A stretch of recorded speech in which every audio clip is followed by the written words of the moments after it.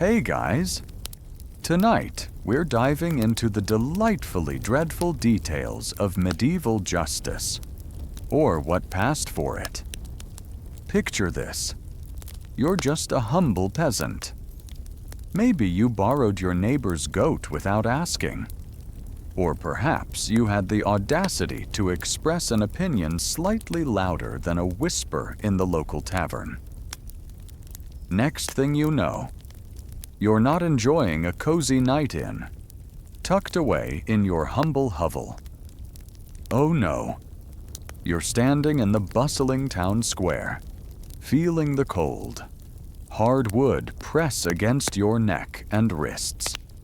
The crowd is starting to gather, their faces a blurry mix of amusement and morbid curiosity, their hushed murmurs turning into an eager buzz.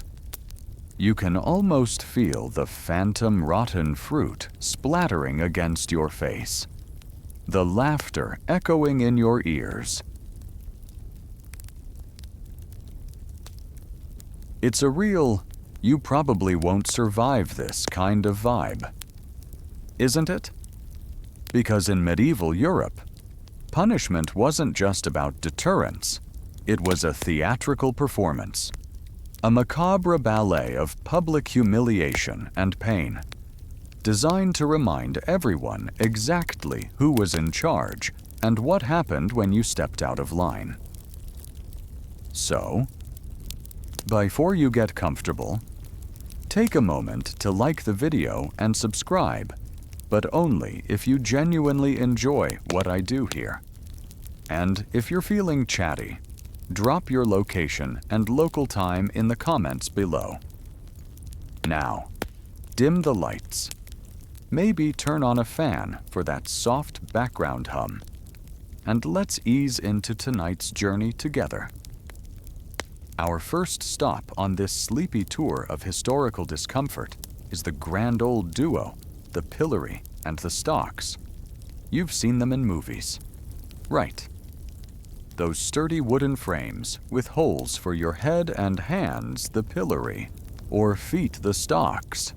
Simple, effective, and oh so humiliating.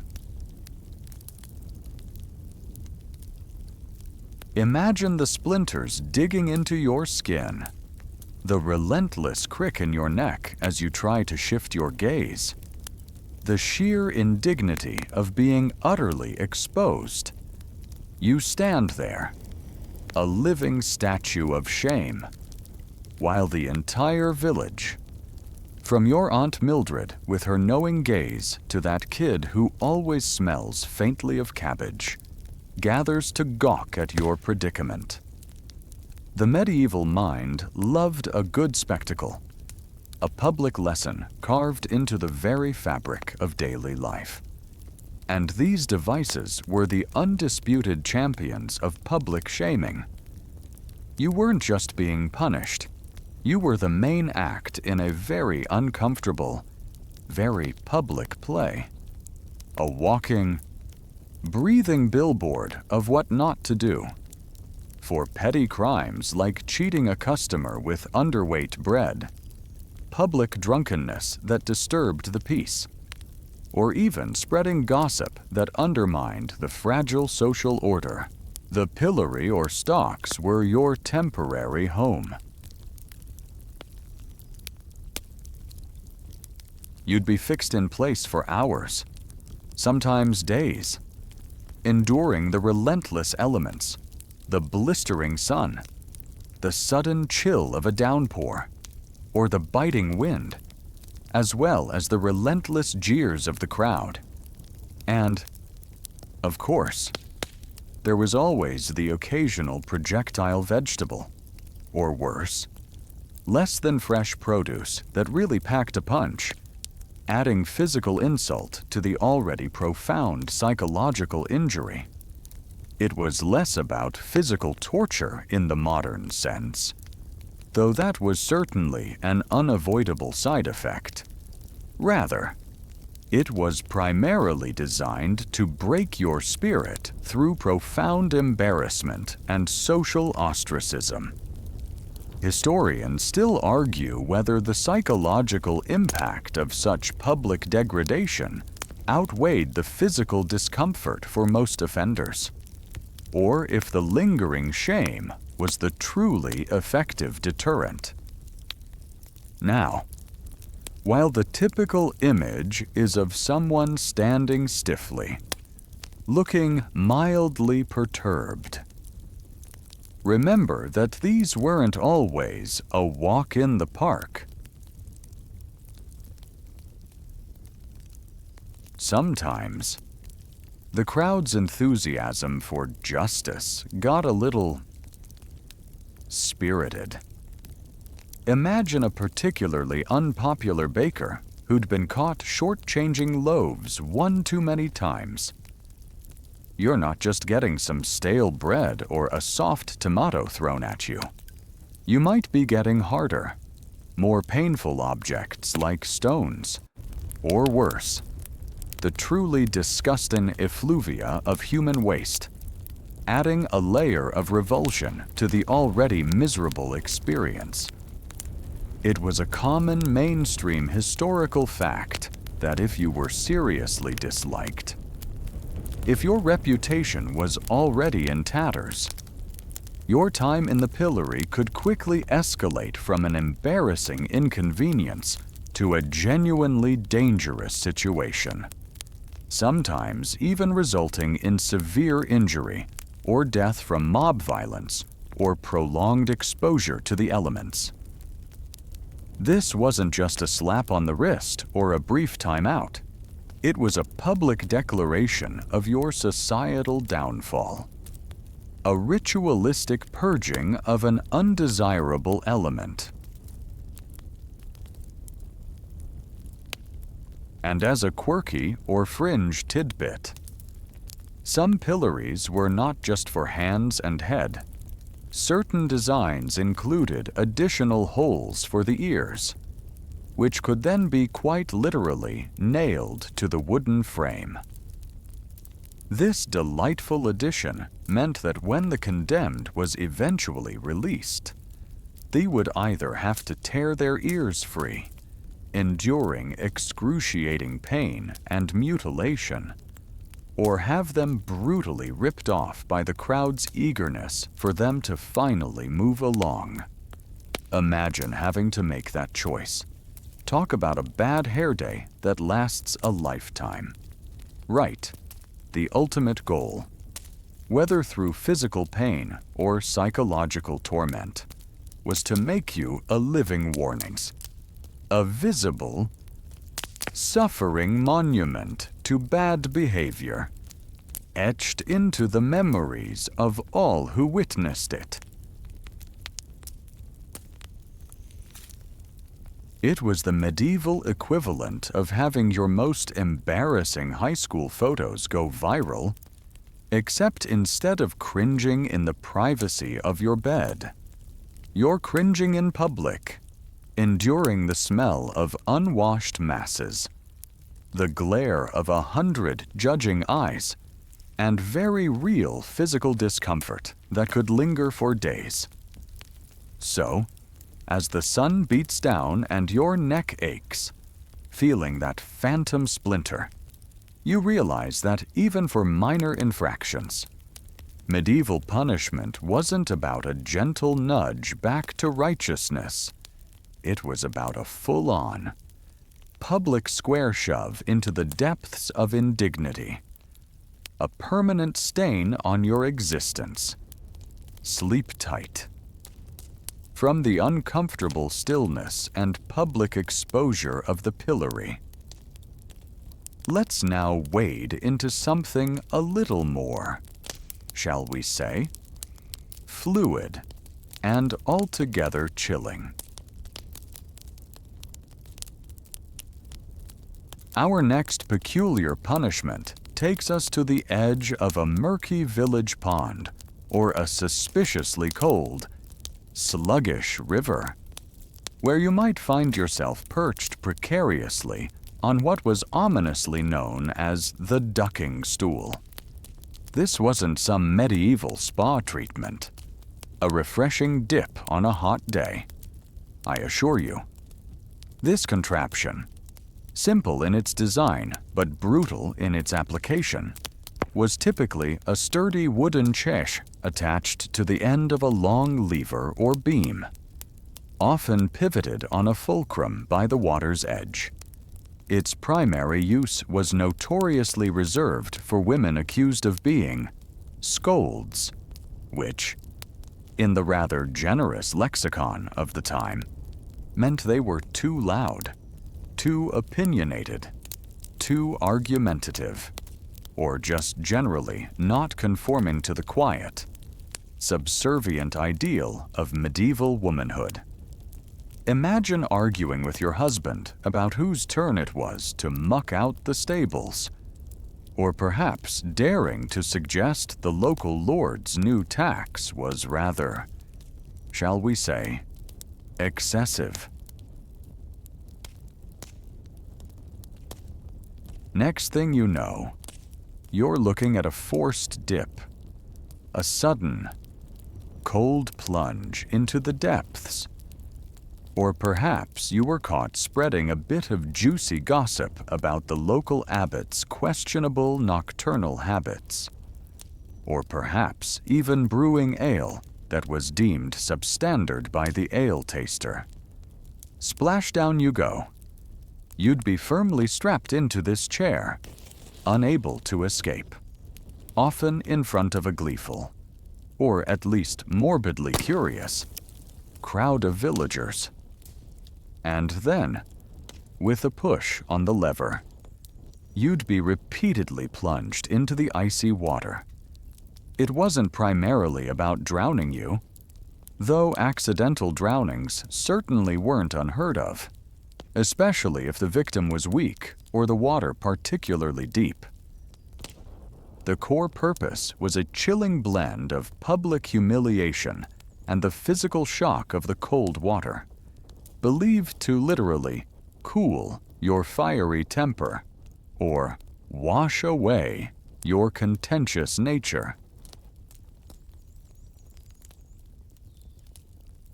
A mainstream historical fact is that while the ducking stool is most famously associated with women, particularly those labeled as scolds or common bawds for their unruly tongues or perceived immoral behavior, it was also occasionally used for other minor offenses like cheating customers with false weights and measures, or even brewing bad beer. It was a surprisingly versatile tool for public shaming, proving that medieval society was nothing if not endlessly creative in its disciplinary methods for what it considered minor societal transgressions.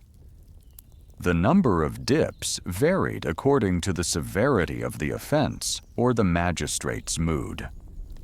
From a quick single dunk to repeated submersions that could last for quite a while, leaving you shivering uncontrollably, gasping for breath, and utterly miserable. Historians still argue whether the primary intent behind the ducking stool was purely reformative through humiliation, or if there was an underlying element of subtle torture designed to induce compliance through hypothermia, shock, and the profound fear of drowning. Now, for a truly quirky or fringe tidbit that adds another layer of grimness to this already unpleasant experience sometimes. If a scold was deemed particularly persistent, or if the town wanted to make an especially vivid example, the ducking stool would be strategically positioned not just over a cold river, but over a stagnant, smelly pond, or even a cesspit. Imagine being submerged not just in cold water, but in cold, green, putrid, smelly water, emerging coated in pond scum, slime, and whatever other delightful organic matter had accumulated, sirs. Talk about adding insult to injury. Right.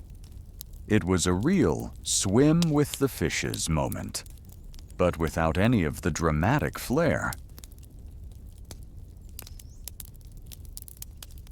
You'd emerge dripping, probably shivering violently, gasping for air, and definitely not smelling like roses. The whole point was to make you so utterly uncomfortable, so physically wretched, and so profoundly, publicly shamed, that you wouldn't dare open your mouth in disagreement or utter a single word of gossip again. It was a chillingly effective way to enforce societal norms and maintain order, especially on those who dared to step outside the prescribed roles or challenge perceived authority, even in the smallest ways. As you sit there, waterlogged and defeated, the phantom chill seeping into your bones, you understand that even a sharp tongue or a bit of loose talk could lead to a very damp, very smelly, and very public day in medieval Europe. So, next time you feel like complaining about a minor inconvenience, or even about the modern judicial system, just be profoundly grateful it doesn't involve a large bucket, a public audience, and a questionable body of water. It's enough to make you hold your breath, isn't it? Leaving the watery depths and lingering scents of the ducking stool behind. Let's now turn our attention to something that aimed to control not just physical actions, but the very words you spoke, the opinions you might dare to voice. Welcome to the grim, silent world of the brank, also widely known as the scold's bridle. This device, as charming as its name might suggest to a medieval disciplinarian, was essentially a truly unsettling iron mask, often intricately crafted and menacing in appearance. It was typically fitted with a flat, protruding metal piece designed to fit directly into the wearer's mouth, resting upon or pressing down their tongue. Imagine trying to have a coherent conversation, or indeed, any conversation, with that cumbersome, painful thing clamped onto your face.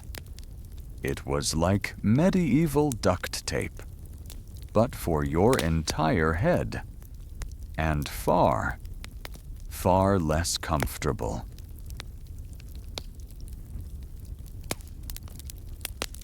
The primary purpose: to silence those deemed too talkative, too argumentative, too gossipy, or again, simply too much of a scold, a term that, as we recall, was liberally applied to women who dared to assert themselves verbally. You might be thinking, wow, medieval folks really hated chatty people, didn't they? Especially the women. And, with an uncomfortable shrug, you'd be quite right. These bridles weren't solely about silencing. They were meticulously designed for maximum public humiliation. You wouldn't just wear this in a dark cell.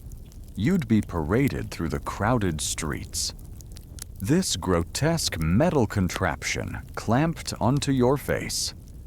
A walking, clank-on, silent testament to the dangers of having an opinion, especially if that opinion was expressed by a woman. A mainstream historical fact is that the brank was indeed most commonly used on women, reinforcing the deeply ingrained societal expectation that women should be seen and, crucially, not heard. It was a pervasive tool of patriarchal control, a brutal and symbolic instrument designed to suppress female voices, enforce conformity, and maintain the existing rigid power structures within communities. The metal tongue press itself could be flat, merely holding the tongue down, or, for an added layer of delightful agony, it could be spiked or roughened, ensuring that any attempt to speak, to even move the tongue, would be met with sharp, immediate, and excruciating feedback. Historians still argue whether the Brank's primary intent was purely to prevent speech, or if the deliberate infliction of pain and discomfort, both physically and psychologically, was an equally important, perhaps even dominant, objective, as the two were often intertwined in a particularly unpleasant and effective way. Now, for a truly quirky or fringe tidbit that highlights the medieval flair for dramatic punishment, some Branks were not just functional in their silencing, they were custom-made, featuring elaborate designs, grotesque facial features, or even small bells attached to them, effectively turning the wearer into a sort of grotesque, jingling spectacle. Imagine trying to maintain any semblance of dignity, or blend into the crowd, while your face is encased in an iron caricature, and you're announcing your shamed presence with every single step, a constant, humiliating jingle. It's like being a walking, talking, very uncomfortable and incredibly audible wind chime of shame. The entire experience, from the moment the cold metal touched your skin to the public parade, was designed to be deeply degrading, systematically stripping you of your voice, your dignity, and any shred of hope of ever being taken seriously in your community again. You become a public exhibit, a cautionary tale of what happens when you dare to speak out of turn, to challenge the established order, or simply to be deemed too much.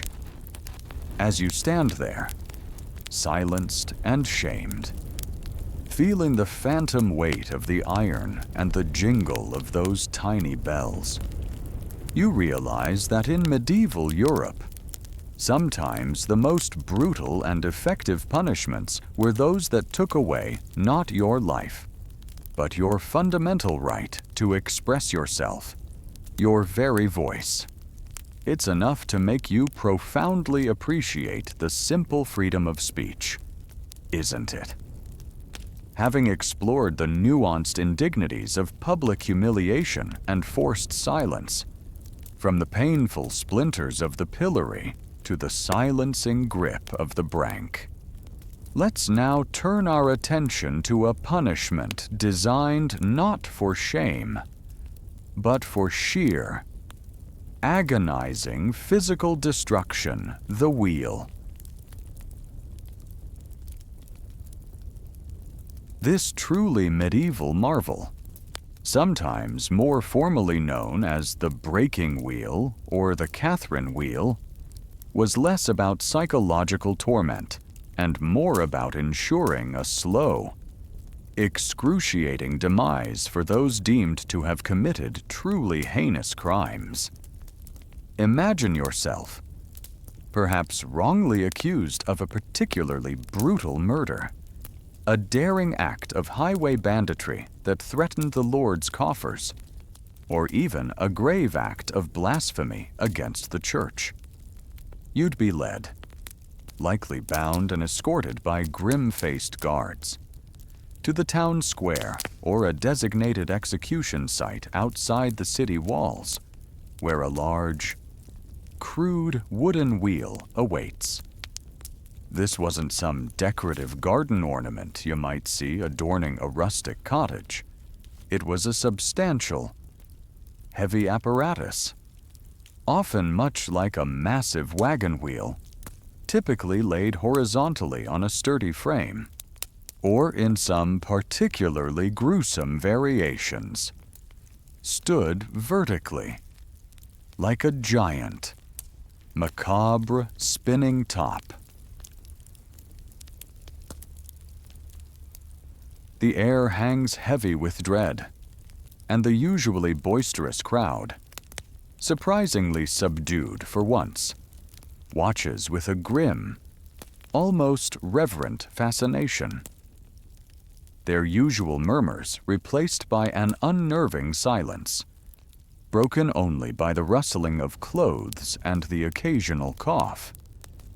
You, the condemned, would be firmly strapped to this formidable wheel, often with your limbs stretched out over its spokes in a star-like fashion, ensuring maximum exposure for the blows that were to come. The executioner, a formidable figure often wielding a heavy club, a substantial wooden mallet, or a thick iron bar, would then begin the agonizing process of systematically smashing your limbs, breaking bones one by agonizing one. A mainstream historical fact is that victims were typically tied to the wheel in such a precise way that their major joints, wrists, elbows, knees, ankles were meticulously aligned directly over the gaps between the spokes.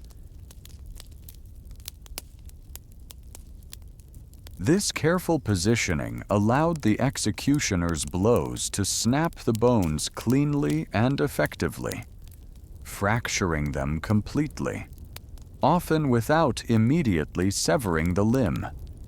Each sickening crack of bone would echo through the square, a horrifying testament to the brutal efficiency of the era's justice. Each blow designed to inflict maximum pain without quickly ending life. The goal wasn't a mercifully quick death. Unlike a swift beheading, it was prolonged suffering, a public, drawn-out display of power and terror, a horrifying tableau of what happened when society's ultimate laws were broken. You might, in some documented cases, survive for hours, enduring unbelievable agony, your broken body still tragically conscious, writhing in unimaginable pain, before finally succumbing to the overwhelming shock, massive blood loss, dehydration, or prolonged exposure to the elements. Historians still argue whether the coup de grace or mercy stroke a final, fatal blow to the chest or neck, intended to end the suffering of the condemned, was always granted as a matter of course, a common practice of medieval compassion, or if some victims, particularly those considered the most egregious offenders, were deliberately left to expire naturally, adding to the grim spectacle and maximizing the deterrent effect, their dying gasps serving as a final, chilling warning to any onlookers. For a quirky or fringe tidbit that adds another layer of dizzying horror to this already horrendous punishment, some variations of the breaking wheel, particularly those found in regions like the Holy Roman Empire, were designed with a sophisticated for the time mechanism that allowed them to slowly spin. This meant the executioner could more easily access different parts of the victim's already shattered body for successive blows, ensuring no limb was spared, or simply to add to the disorienting, nauseating torment of the condemned. Imagine being slowly rotated on that wheel while your bones are systematically shattered, limb by limb.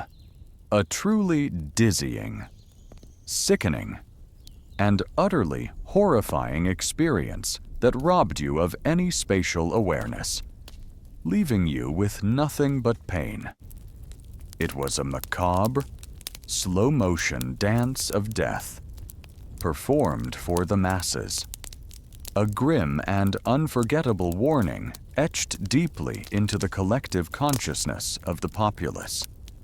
The sheer scale of the suffering, the visible fragmentation of the human body before their very eyes, was meant to be an incredibly potent deterrent, a terrifying tableau that would make anyone think twice, and then a third time, about contemplating a similar offense.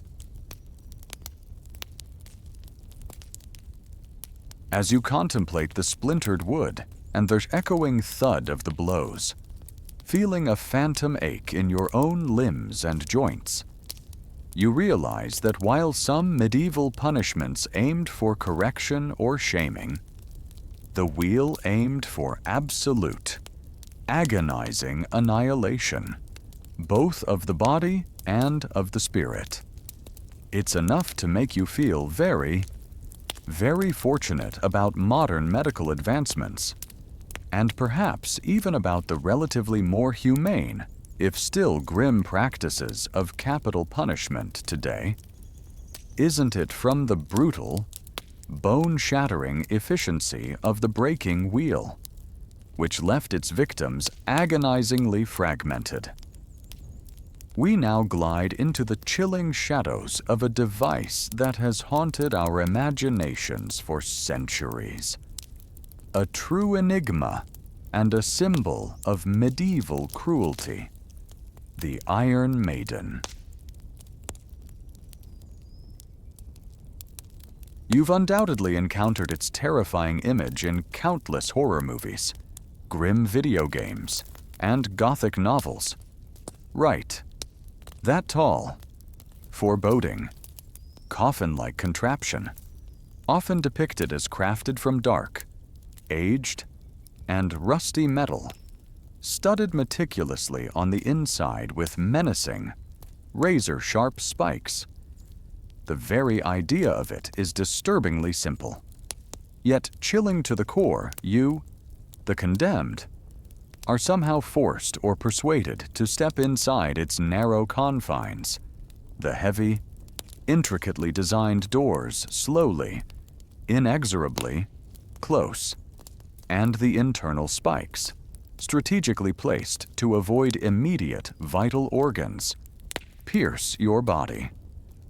This, theoretically, inflicted a slow, agonizing death as they gradually pushed deeper into your flesh, prolonging the torment rather than offering a quick demise. The sheer theatricality of it, the lingering dread it evokes, and its undeniable visual impact make it a perfect, iconic villain in any tale of medieval cruelty. It's the ultimate medieval hug, a final, spiked embrace you definitely don't want to receive, or even contemplate. However, here's where things get a bit murky, even for our sleepy journey into history that prefers fascinating, verifiable facts over sensationalized fiction and enduring myths. A mainstream historical fact is that while the concept of a spike-filled sarcophagus designed for slow, excruciating torture sounds undeniably medieval and fits perfectly into our preconceived notions of a brutal past, there's surprisingly little concrete, verifiable historical evidence from the actual medieval period to suggest the Iron Maiden was a widespread, or even a genuinely utilized, instrument of torture in medieval courtrooms or castle dungeons. The most famous example, often cited as the fearsome Iron Maiden of Nuremberg, which captivated audiences with its horrifying display in later centuries, actually dates from a much later period, primarily the 18th or 19th century. Rather than the medieval era, it's almost always erroneously associated with. Most contemporary historians still fiercely argue whether the Iron Maiden was a genuine, actively used instrument of medieval justice, a tool of the Inquisition, or a much later invention, primarily a product of the Romantic era. This period, roughly from the late 18th to mid-19th century, was deeply fascinated with, and often prone to exaggerating, the supposed barbarity and darkness of the medieval ages. It's widely believed by scholars today that many such devices were constructed during this later period, used more for sensationalism, theatrical effect, and drawing curious crowds to public exhibitions and museums than for actual, practical use in medieval judicial systems or as a means to extract confessions. For a truly quirky or fringe tidbit that sheds some illuminating light on this enduring historical mystery, it's believed that the very idea of the Iron Maiden, its terrifying concept, might have originated from a gross misunderstanding, a misinterpretation, or simply highly exaggerated accounts of genuinely medieval punishments. Perhaps it evolved from dramatic descriptions of Ashandmantle the shame cloak, or shame barrel, which we recall from a previous section, or other similar enclosed. Punitive garments that merely contained or publicly shamed a person, but certainly not with internal spikes designed to inflict torture. Imagine the medieval equivalent of a children's game of telephone played over centuries, where a simple, large, enclosed garment used for public shaming gradually transforms, through countless layers of retelling, dramatic embellishment, and the fertile, horror-loving imaginations of later generations, into a terrifying, spike-filled torture device of unimaginable cruelty. It's a bit like how a small cough can become a full-blown plague in a particularly dramatic historical chronicle, gaining embellishments with each retelling. So, the terrifying, iconic image of the Iron Maiden, then, is more a product of later imaginations reveling in the supposed barbarity of the medieval period, a Gothic fantasy brought to vivid, terrifying life by subsequent eras, rather than a truly authentic or widespread punishment used by medieval authorities. As you picture those ominous spikes, feeling a phantom prickle on your skin, and the claustrophobic dread of its closing doors, remember that sometimes the most terrifying monsters and instruments of torture are the ones we create in our own minds. Or, in this particular case, the ones fabricated in later centuries purely for dramatic effect and historical spectacle. It's enough to make you wonder what other seemingly established historical facts might actually be well-crafted fiction, perpetuated simply because they make for a better, more chilling, more captivating story, isn't it?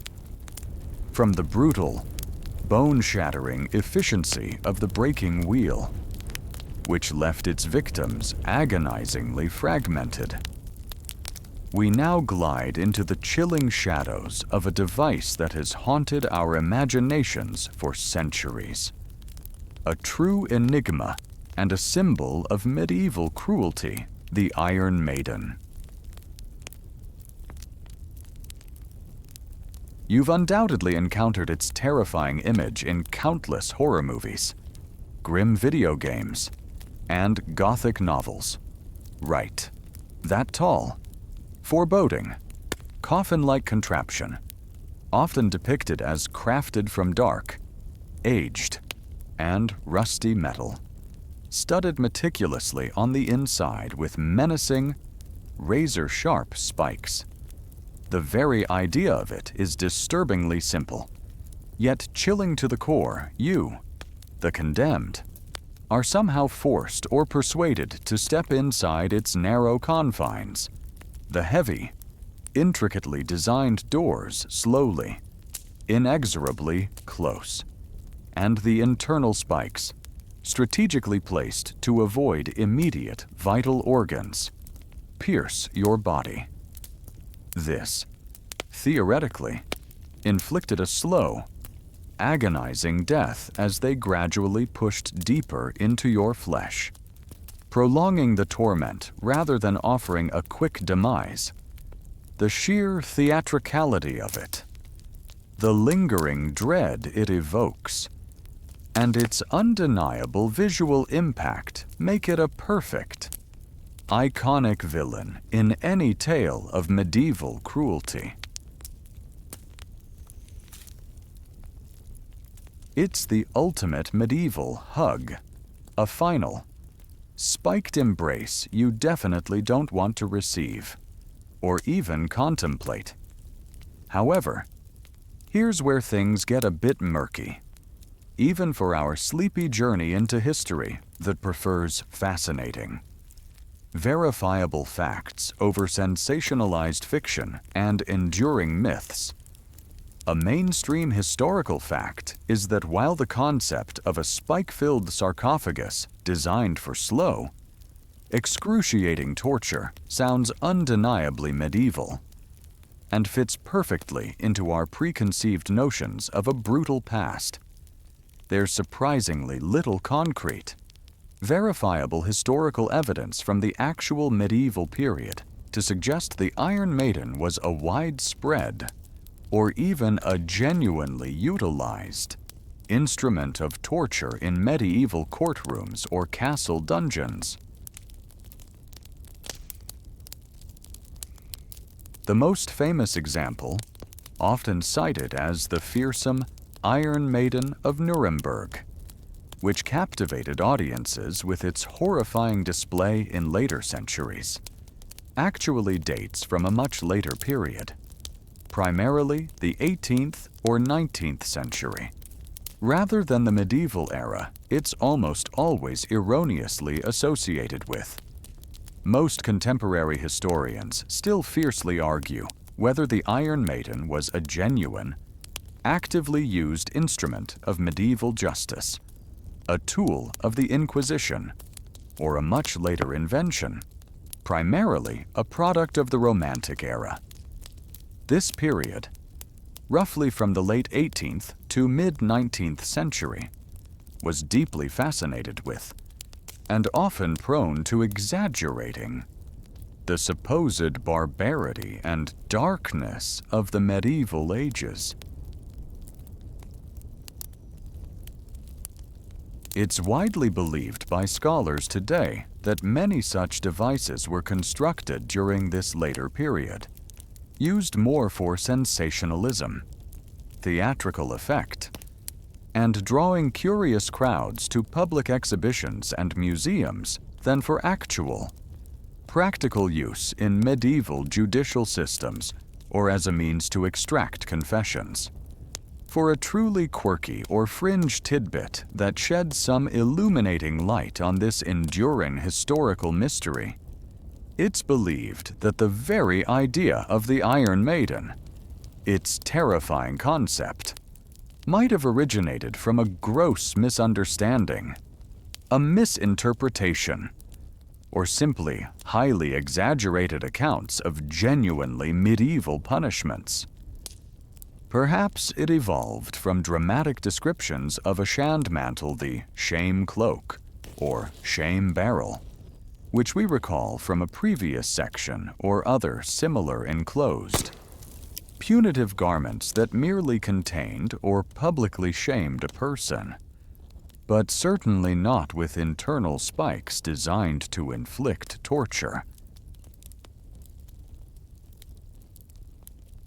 Imagine the medieval equivalent of a children's game of telephone played over centuries, where a simple, large, enclosed garment used for public shaming gradually transforms, through countless layers of retelling, dramatic embellishment, and the fertile, horror-loving imaginations of later generations, into a terrifying, spike-filled torture device of unimaginable cruelty. It's a bit like how a small cough can become a full-blown plague in a particularly dramatic historical chronicle, gaining embellishments with each retelling. So, the terrifying, iconic image of the Iron Maiden, then, is more a product of later imaginations reveling in the supposed barbarity of the medieval period, a Gothic fantasy brought to vivid, terrifying life by subsequent eras, rather than a truly authentic or widespread punishment used by medieval authorities. As you picture those ominous spikes, feeling a phantom prickle on your skin, and the claustrophobic dread of its closing doors, remember that sometimes the most terrifying monsters and instruments of torture are the ones we create in our own minds. Or, in this particular case, the ones fabricated in later centuries purely for dramatic effect and historical spectacle. It's enough to make you wonder what other seemingly established historical facts might actually be well-crafted fiction, perpetuated simply because they make for a better, more chilling, more captivating story. Isn't it? From the literal hot seat of boiling alive, enduring the agonizing heat and the horrifying disintegration of self. Let's now descend into a punishment that relied on a far slower, yet equally terrifying torment starvation in the oubliette. The very word oubliette itself whispers of forgotten places, of souls swallowed by darkness, deriving its ominous meaning from the French verb oublier, which, quite chillingly, means to forget. And that's precisely what these dark, damp, often subterranean pits were for to forget prisoners, to make them vanish from the world without a trace, often without a formal execution, a public trial, or any official declaration of their demise. You wouldn't find these grim confinement cells in your average village stocks, a busy town jail, or even a typical castle dungeon.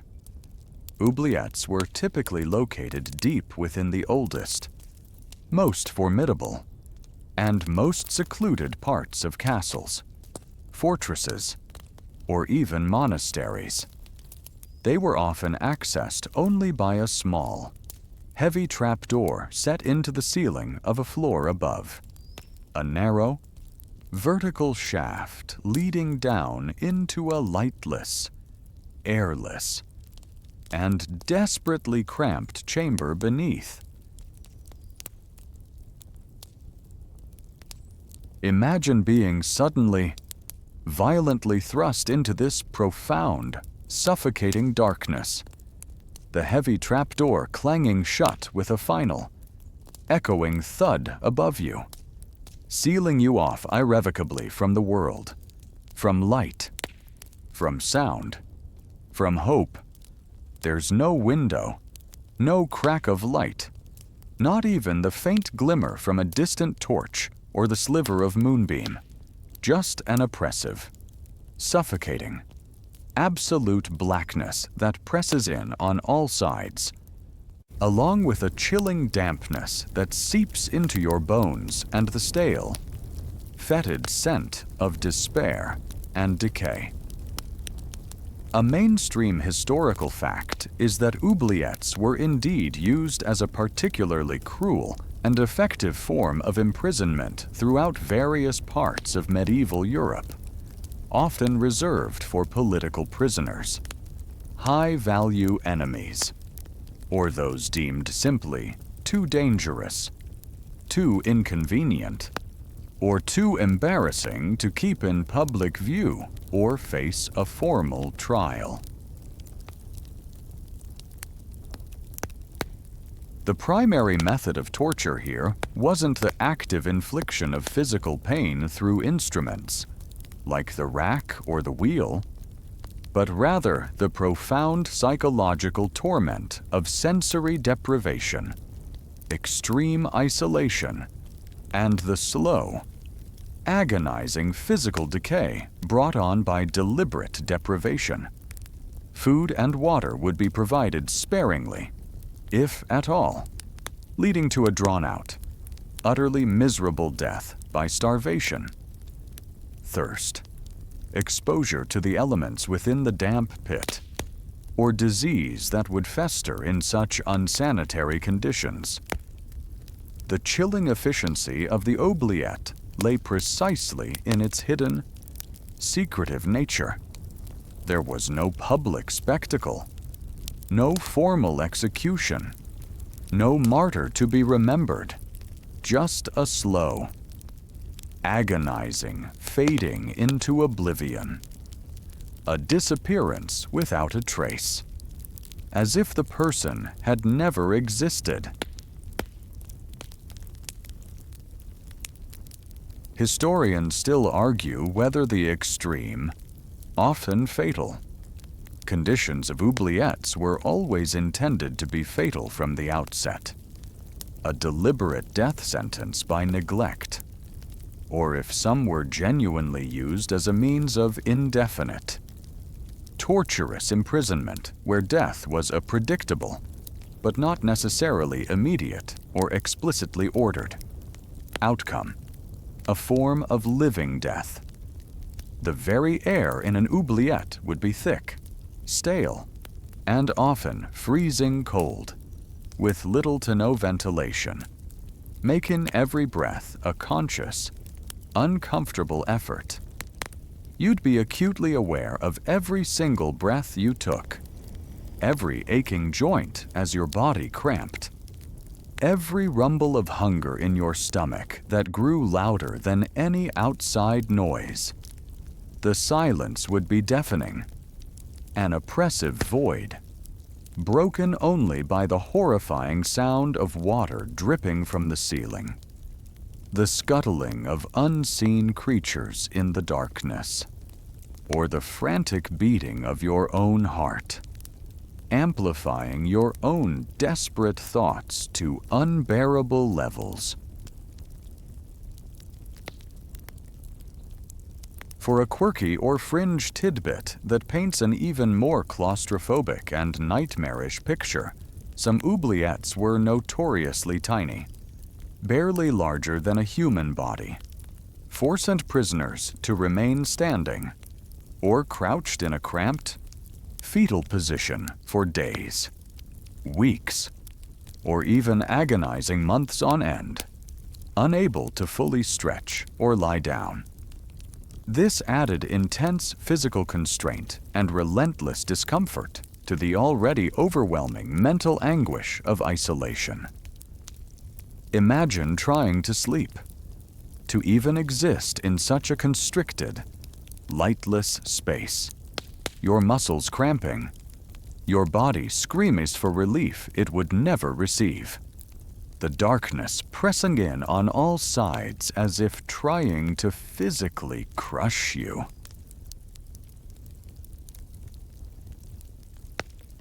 The profound isolation, the gnawing hunger that consumed your thoughts, the desperate thirst that parched your throat, the encroaching madness that surely set in as days blurred into weeks.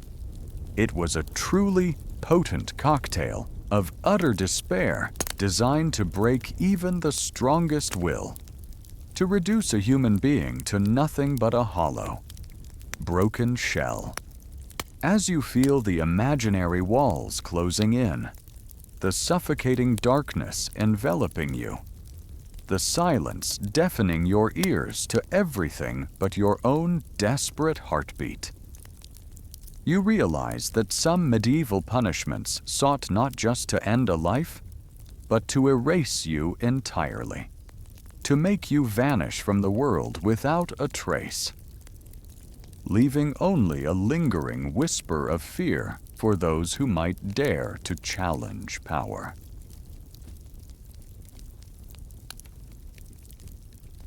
It's enough to make you profoundly appreciate an open window, a clear view of the sky, and a well-stocked pantry. Isn't it emerging from the suffocating darkness of the oubliette, from that silent, hidden vanishing? We now confront a punishment that was starkly visible, brutally immediate, and horrifyingly permanent amputation.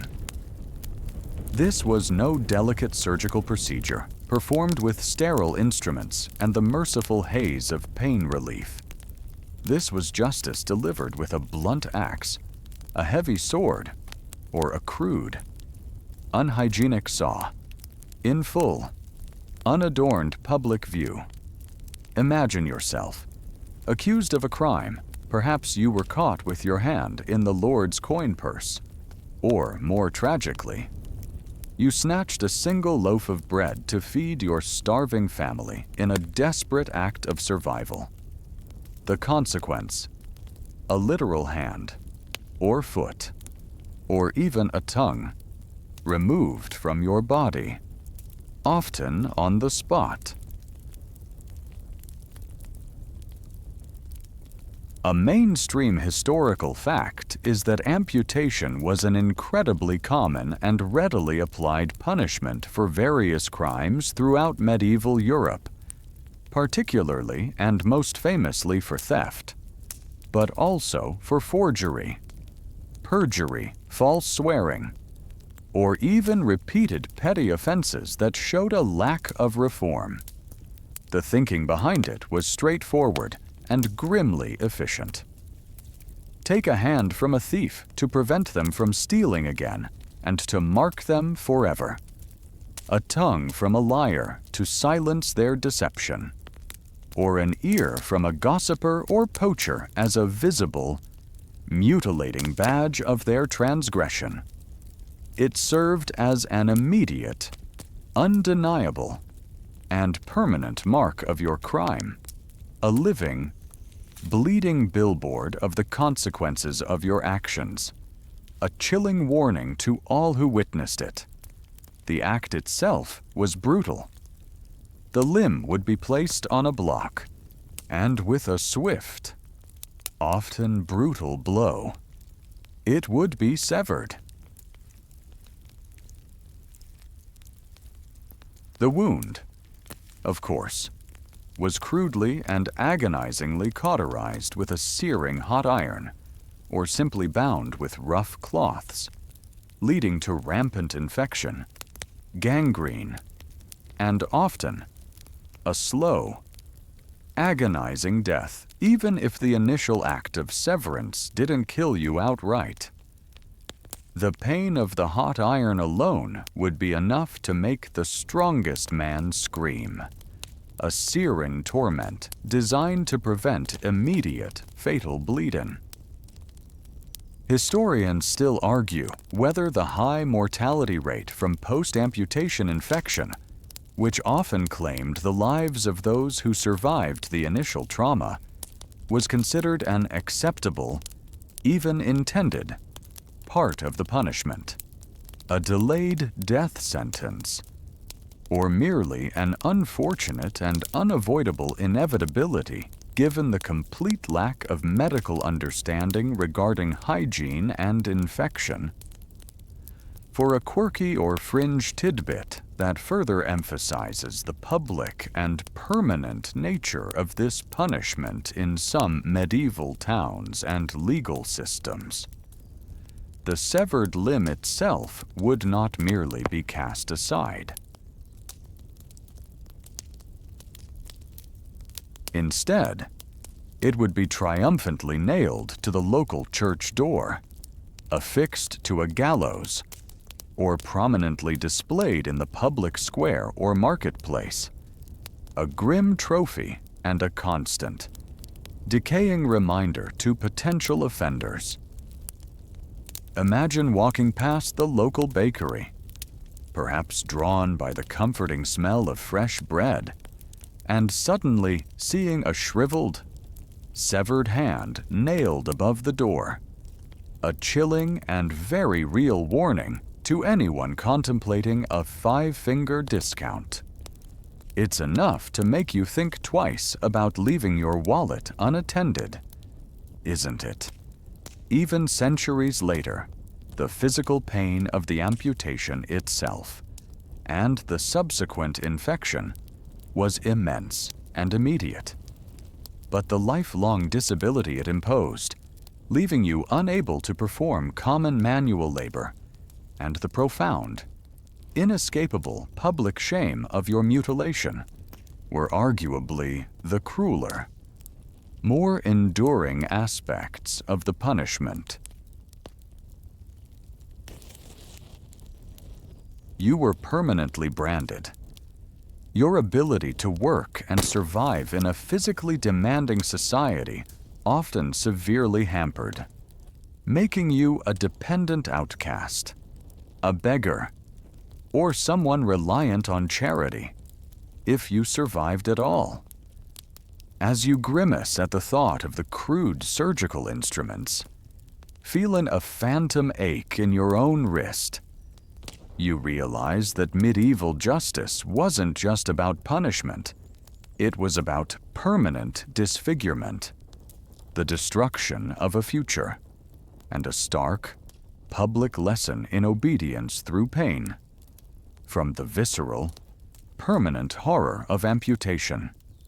We now transition to a punishment that targeted not just the body, but the very essence of human dignity, aiming to utterly strip away a person's self-respect and social standing shame masks. These were emphatically not your fun. Festive masquerade masks you might wear to a Renaissance fair. These were grotesque, often animal-themed, and deeply uncomfortable contraptions designed to publicly ridicule and degrade the wearer. Imagine being accused of a relatively soft crime in medieval terms, one that didn't involve physical harm or major theft, but rather social transgressions like sloth laziness, gluttony, excessive eating or drinking, chronic complaining, gossiping, or even just general disorderly conduct that disrupted the peace. Instead of being locked in a pillory or stocks, you're fitted with a heavy, often uncomfortable, and entirely ridiculous metal mask shaped like a pig's head, complete with floppy ears and a protruding snout, or perhaps a donkey's head with long, absurd ears and a vacant stare, or even a goose's head with a long, honking neck. A mainstream historical fact is that shame masks, also widely known as masks of infamy or Schandmasken in German-speaking regions, were indeed used across various parts of medieval and early modern Europe, particularly from the 16th to the 18th centuries. though their roots might extend earlier. Their primary purpose was purely punitive through public humiliation, designed to mark and brand the wearer as an object of scorn, mockery, and intense ridicule. The specific animal chosen for the mask often held symbolic meaning directly related to the perceived transgression. For instance, a pig's head might explicitly denote gluttony, greed, or slovenliness. A donkey's head perhaps signified foolishness, ignorance, or stubbornness. A goose's head could indicate idle chatter or stupidity. You'd then be paraded through the bustling town square, forced to endure the jeers, pointed fingers, and open laughter of the crowd, every single step emphasizing your profound public disgrace and social ostracism. This wasn't a punishment for grave crimes, but for those that broke social conventions, that were deemed immoral or annoying by the community. Historians still argue whether the psychological impact of wearing such a degrading mask, of being utterly dehumanized and ridiculed in front of your peers, was more effective in deterring petty crime and enforcing social norms than physical pain, or if it simply served to permanently brand and ostracize the offender, potentially leading to further social problems. Now, for a quirky or fringe tidbit that adds another layer of sensory humiliation, some shame masks were not merely silent symbols of disgrace. They were often ingeniously fitted with a bell or a whistle, sometimes even multiple bells, ensuring that the wearer's humiliating procession was loudly announced to everyone within earshot. Imagine trying to shuffle inconspicuously through town while your very presence jingled or whistled your shame for all to hear, turning you into a walking, noisy advertisement for bad behavior.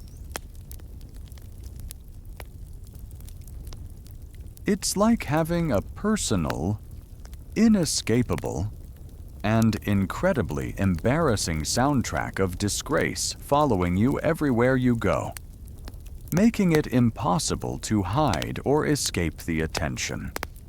The masks themselves were frequently heavy and uncomfortable, sometimes designed with crude internal mechanisms or rough edges that would pinch or rub, adding constant physical discomfort to the intense mental anguish of public ridicule.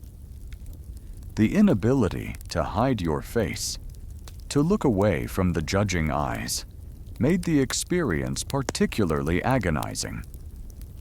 As you picture yourself shuffling along, obscured by a grotesque metal caricature of a pig, or a donkey, or a goose, feeling the weight and the pinch, hearing the constant jingle of your own shame, you realize that medieval justice had a truly creative flair for making people feel utterly insignificant, ridiculous, and profoundly regretful of their actions.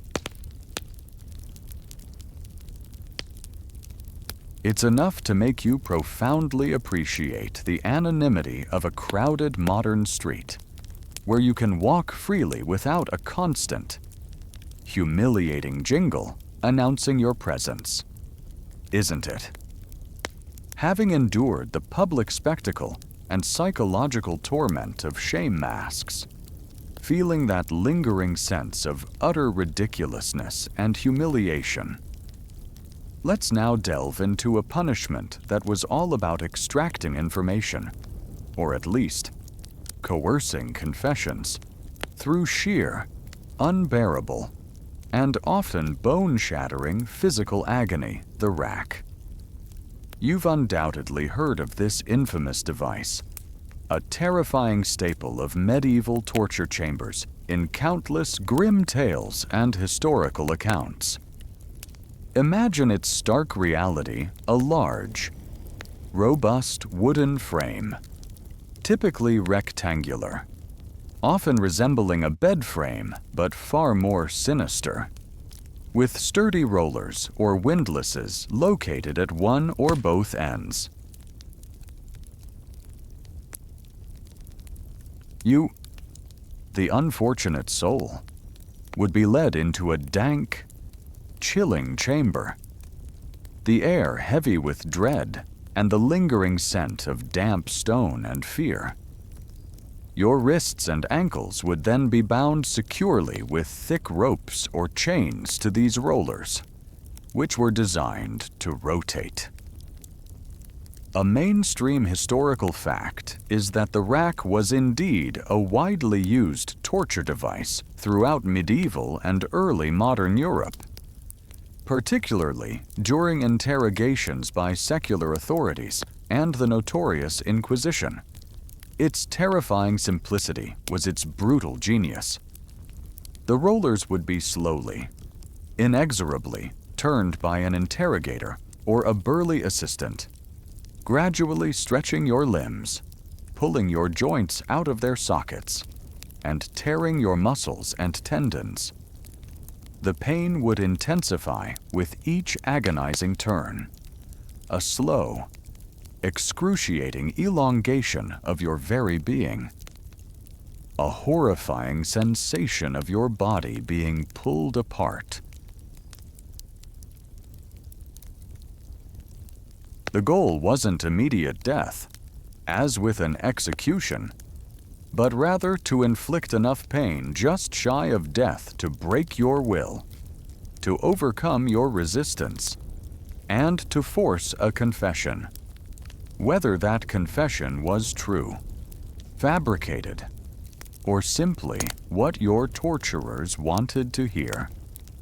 Historians still argue fiercely about the reliability of confessions obtained under the rack, recognizing that the immense pressure and agony inflicted upon the victim would almost certainly lead anyone to admit to anything just to make the torment stop, rendering such evidence highly questionable.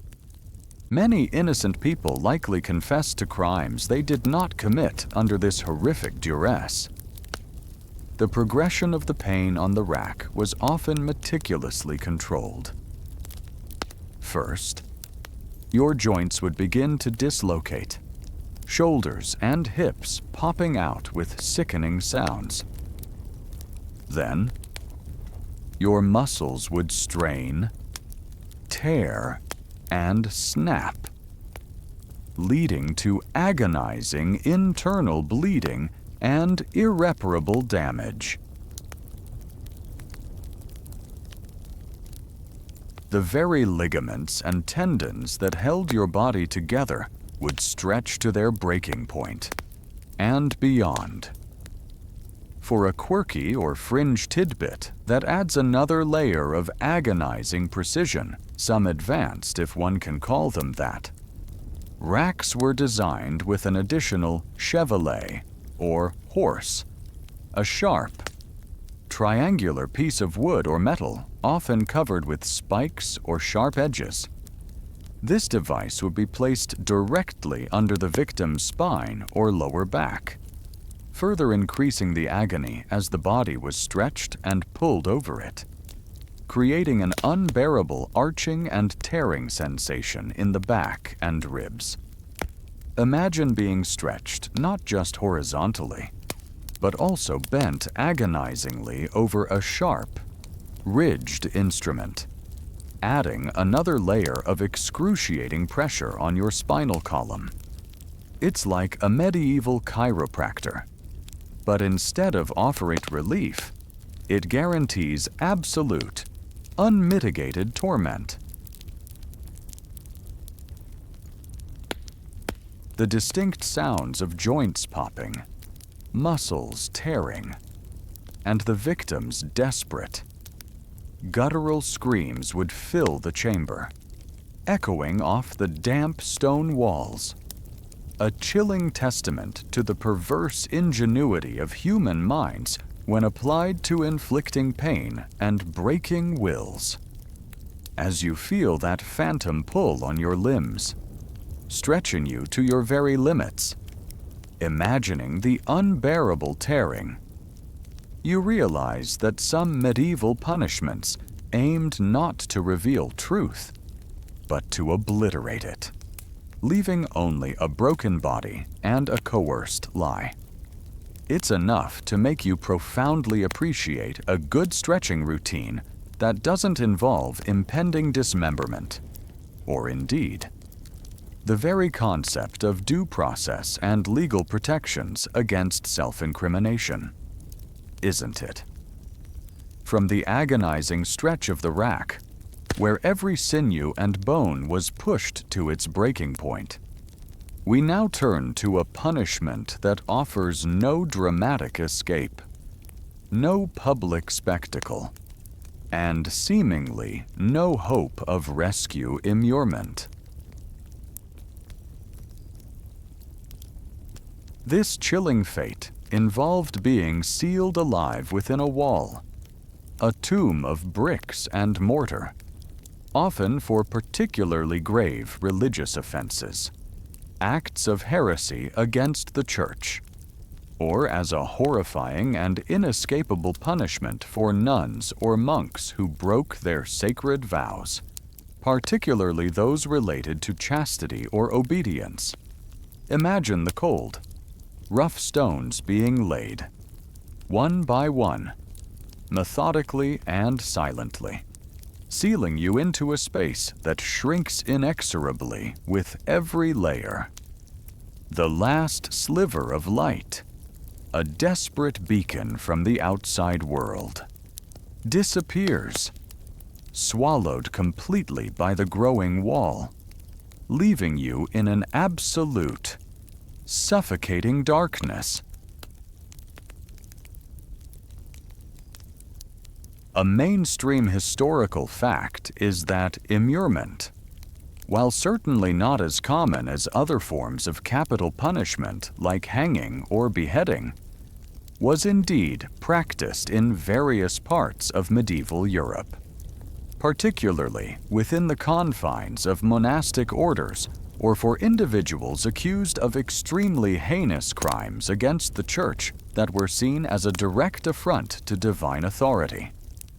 It was designed to be a slow, terrifying death by starvation, thirst, or gradual suffocation, a method of ultimate isolation and complete erasure. There was no public outcry, no dramatic last words to be etched into history, no public execution for onlookers to witness, just a quiet, agonizing fade into oblivion, hidden from the world, as if the condemned had simply ceased to exist. Historians still argue whether some documented cases of immurement were purely punitive, a deliberate death sentence by cruel neglect, or if they sometimes represented a form of extreme monastic penance, either self-imposed by a truly devout individual or imposed by ecclesiastical authorities. Though the line between voluntary sacrifice and enforced punishment often blurred significantly in practice. The psychological impact of realizing your living tomb was being built around you, brick by agonizing brick, would have been indescribable. The very air within your shrunken chamber would quickly become thick, stale, and cold, with often little to no ventilation. You'd be acutely aware of every single, desperate breath you took, the precious oxygen slowly diminishing. The profound silence would be deafening, an oppressive void, broken only by the horrifying sounds of your own frantic heartbeat echoing in your ears. Or perhaps the scraping of the trowel as the final bricks were laid.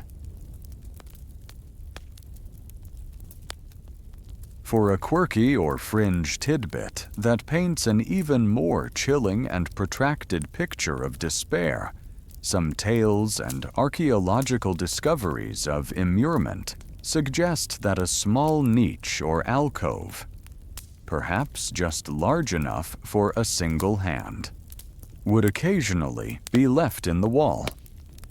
Through this tiny opening, a single, meager cup of water and a crust of dry bread might be passed, prolonging the agony and despair of the condemned, offering a cruel, fleeting glimmer of false hope before the inevitable end. Imagine that tiny opening, a cruel window to the world you're being removed from, a constant, taunting reminder of your slow, inevitable end. A lifeline that merely extends your suffering.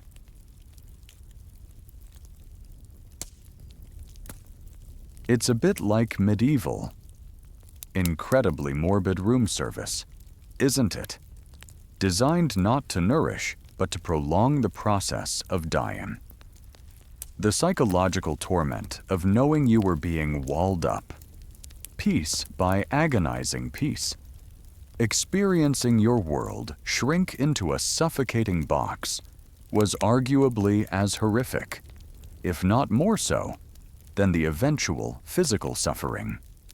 As you feel the imaginary bricks closing around you, the air growing thin, the last glimmer of light fading, you realize that some medieval punishments aimed for the most profound form of disappearance, leaving no trace but a chilling legend, a quiet horror known only to those who sealed you in. It's enough to make you profoundly appreciate an open-plan living space, a clear exit, and the comforting expanse of a wide-open sky, isn't it? From the suffocating, silent disappearance of immurement, where the condemned faded into the stone walls themselves, we now turn to a punishment that was anything but quiet, a harsh, public, and brutally effective display of pain and humiliation, public whipping. This was not some discreet, private discipline administered behind closed doors. This was a loud, visceral spectacle, an open-air theater of suffering designed to both punish the individual directly and terrify the entire community watching. Imagine yourself, perhaps caught committing a relatively minor crime in the grand scheme of medieval offenses, like petty theft of a few coins, vagrancy being homeless and unemployed, public drunkenness, or perhaps even just insolence towards an authority figure like a local lord or a guild master. You'd be led, likely with your hands bound, to the town square or a busy street, where a sturdy whipping post stands. Or you might even be dragged through the very streets of your own village, ensuring maximum exposure. You'd then be stripped to the waist, exposing your back to the elements and the eager, judging eyes of the crowd, enduring lash after agonizing lash. A mainstream historical fact is that public whipping, or flogging, was an incredibly common and widespread form of corporal punishment across almost all strata of medieval society. From the lowest peasant to, occasionally, wayward minor nobles or disobedient servants, it was seen as a quick, brutal, and visible way to inflict immediate pain, scar the body, and most importantly, publicly shame the offender, providing an immediate and visceral deterrent for both the recipient of the blows and the captive audience. The instruments used could vary, from simple leather thongs to knotted ropes, to bundles of birch rods, fasces, or even whips embedded with bits of lead, metal, or glass to maximize the tearing of flesh and the flow of blood, amplifying the terror. The number of lashes could vary wildly depending on the severity of the offense, the whim of the magistrate, or the perceived need to make an example, ranging from a few stinging blows to dozens, or even hundreds, turning the victim's back into a raw, bloody mess. Historians still argue whether the physical pain inflicted by public whipping was considered more significant in the long run than the profound psychological trauma and lasting social stigma inflicted by the public display. The shame of being utterly exposed and humiliated before your peers. The sounds alone would be unforgettable. The sharp, whistling cut of the whip through the air, the sickening thud as it landed on flesh, the desperate cries and gasps of the condemned, and the collective, often hushed gasp of the crowd. For a quirky or fringe tidbit that further emphasizes the local and personal nature of this humiliation, some public floggings would occur directly outside the scene of the crime. Perhaps outside the bakery where a loaf was stolen, or the tavern where a brawl erupted. Even more humiliating, the offender would sometimes be tied to the back of a cart and dragged through the streets of their own village or town, or tied to a horse's tail, ensuring maximum exposure and public humiliation from their neighbors, friends, and family who witnessed their downfall. Imagine being forced to parade your pain, your bleeding back, and your profound disgrace in front of everyone you knew. Every single lash a public testament to your fall from grace, your failure to conform.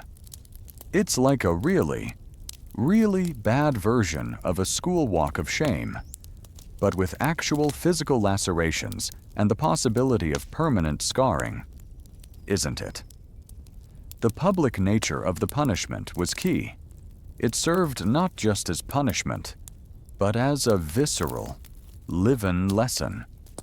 As you imagine the sting and the burn, the phantom sensation of the whip, you realize that medieval justice often aimed to carve its lessons directly onto the body, leaving indelible marks, both physical and psychological, a constant reminder of transgression. From the raw, open brutality of public whipping, where the very skin became a canvas of punishment and public warning, we now explore a more insidious form of control, one that targeted the very ability to express oneself, to articulate thought, to argue, or to protest gagging and muzzling. This wasn't about the broad, theatrical public humiliation of a shame mask. Though it could certainly be humiliating, it was about immediate, practical, and often brutal suppression of speech, typically in more confined settings or during interrogations where silence was paramount. Imagine you've been accused of a grave crime. Perhaps heresy against the dominant religious doctrine, treason against the monarch. Or perhaps you're simply a political dissident caught spreading unwelcome truths or inciting rebellion. Before you can utter a single word of defense, or defiance, or even a desperate plea, a rough cloth is quickly stuffed into your mouth and secured tightly with a strap, or a crude wooden block is forced in and tied behind your head. In more sophisticated variations, a metal muzzle is clamped unforgivingly over your jaw and mouth.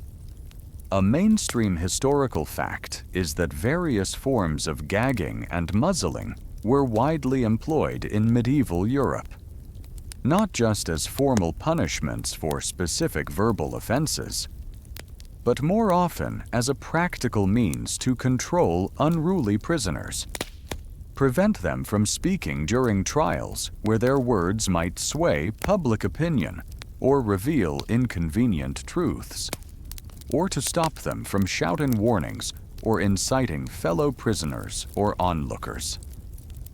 These devices could range from incredibly simple, like a dirty rag stuffed into the mouth and tied with rope, to more elaborate and agonizing contraptions.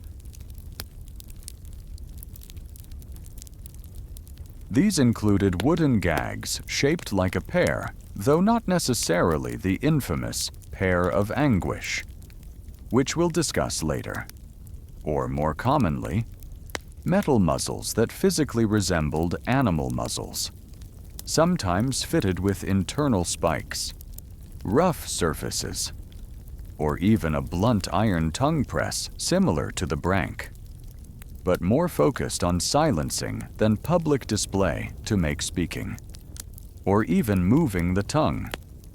Incredibly painful or impossible. It was a tool of immediate silencing, designed to prevent any form of protest, any attempt at a confession unless forced, or any communication that wasn't approved. Historians still argue whether the primary purpose of these devices was solely to prevent speech for logistical reasons, or if the deliberate discomfort and pain they inflicted also served as a form of soft torture, a precursor to more severe methods, designed to break a prisoner's will and prepare them for harsher interrogations.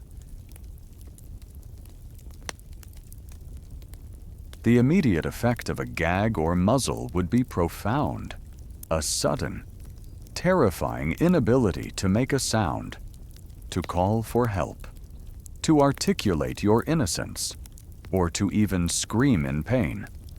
Your breath would be labored, perhaps through your nose only, and any attempt to speak would be met with excruciating discomfort or the frustrating inability to form words. For a quirky or fringe tidbit that emphasizes the punitive aspect of these devices, some more cruel gags were designed with hidden barbs or sharp edges that would press into the tongue or cheeks if the wearer attempted to speak, making any utterance not just impossible, but intensely painful. Imagine trying to form a single word, only to be met with a searing, tearing pain inside your mouth, effectively turning your own mouth into a weapon against you, forcing immediate and absolute silence. It's like a medieval truth serum, but instead of making you talk, it makes you regret ever having the ability to, ensuring absolute quiet through fear of self-inflicted injury. The psychological effect of being utterly voiceless, unable to argue, plead for mercy, warn others, or even cry out in agony, added another profound layer of despair and helplessness to any confinement or interrogation. As you feel that phantom pressure on your jaw, the suffocating silence of a forced gag, you realize that medieval authority was keenly aware of the power of words, of dissenting voices, and often, their immediate and brutal solution was simply to take them away, ensuring that only the voices of power were heard. It's enough to make you truly appreciate a good conversation, the freedom to speak your mind, and the very act of articulation, isn't it? From the enforced, chilling silence of gags and muzzles, where human words were brutally suppressed, we now step into the realm of the truly bizarre, the incredibly dangerous, and often the deadly trial by ordeal. This wasn't a punishment per se, but rather a profoundly superstitious and religiously sanctioned method of determining guilt or innocence when concrete evidence was lacking. Believed by many to be guided directly by divine intervention, imagine you're accused of a grave crime, perhaps murder, a serious theft, or even a form of witchcraft. And there's no clear witness, no irrefutable proof. Instead of relying on logical reasoning, forensic evidence which was non-existent, or judicial deliberation, your fate, and indeed your very life, rests solely on surviving an impossible or incredibly dangerous test, all in the fervent belief that God, in His infinite wisdom, would miraculously intervene to prove your innocence or condemn your guilt.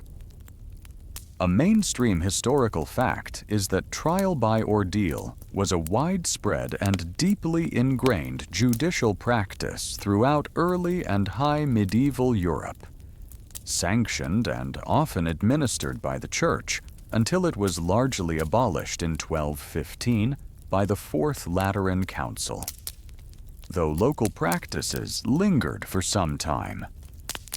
Common forms included the ordeal of hot iron, where you'd carry a searing hot bar of iron for a set distance, often 9 feet, or the ordeal of hot water, where you'd plunge your bare hand or arm into a cauldron of boiling water to retrieve a sacred object, like a ring or stone. Your innocence was supposedly proven if your wounds, after being bandaged and inspected a few days later, showed signs of miraculously healing cleanly and quickly, indicating God's favor and proving your truthfulness. If, however, they festered, blistered, or worsened, you were deemed undeniably guilty, as divine judgment had apparently condemned you. Another incredibly popular, and arguably even more chilling, form was the ordeal of cold water, primarily used for alleged witches or sorcerers. Here, you'd be tied up, often thumb to opposite big toe, and then thrown into a body of consecrated water, a pond, lake, or river.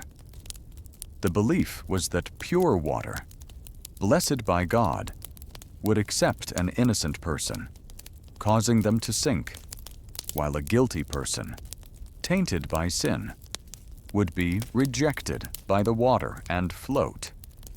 If you sank, you were innocent, though often drowned in the process.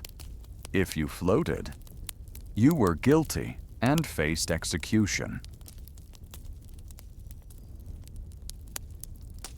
Historians still argue whether the outcomes of these ordeals were genuinely believed by all to be direct divine judgments, or if they were often subtly manipulated by cunning priests or local authorities to achieve a desired verdict. Perhaps through controlling the temperature of the water, the weight of the iron, or the swiftness of retrieving a sinking, innocent person.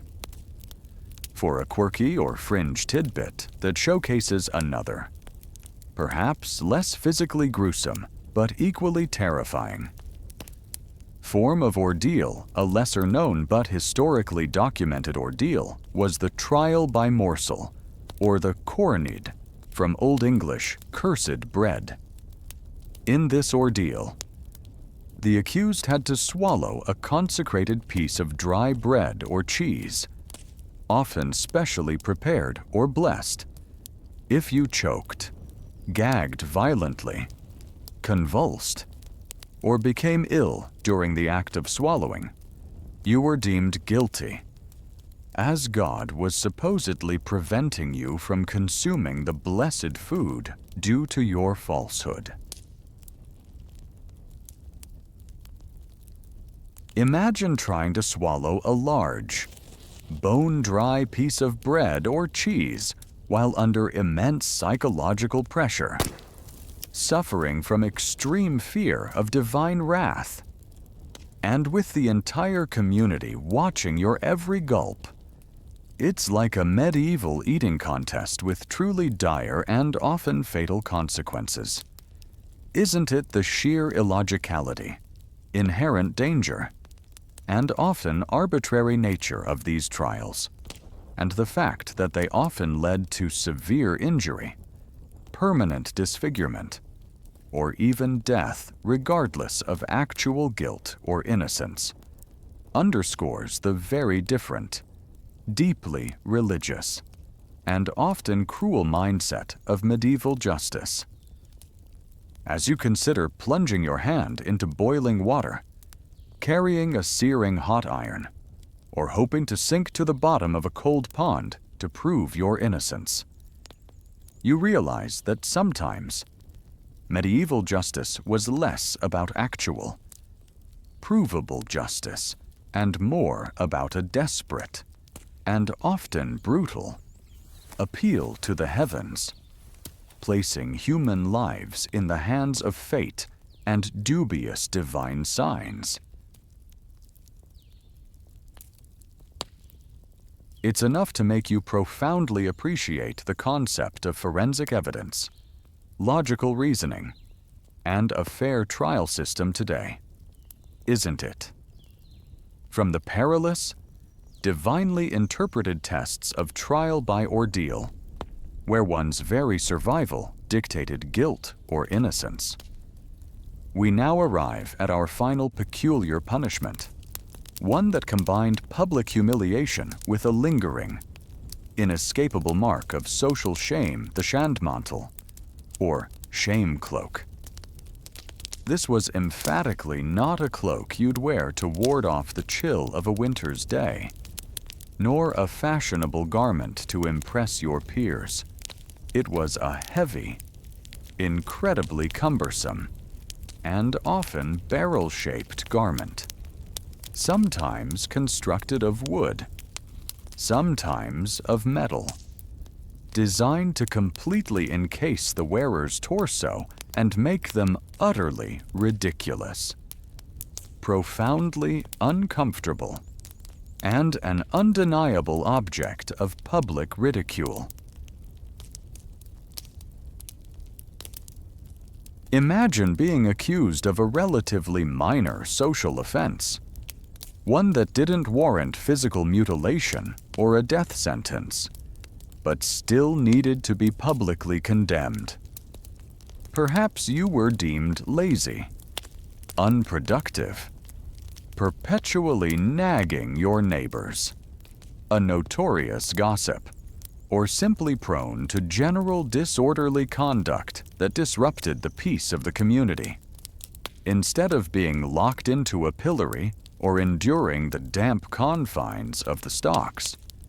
You're forced into this cumbersome, almost absurd contraption, instantly transforming you into a walking, talking, and rather unhappy barrel, a human spectacle.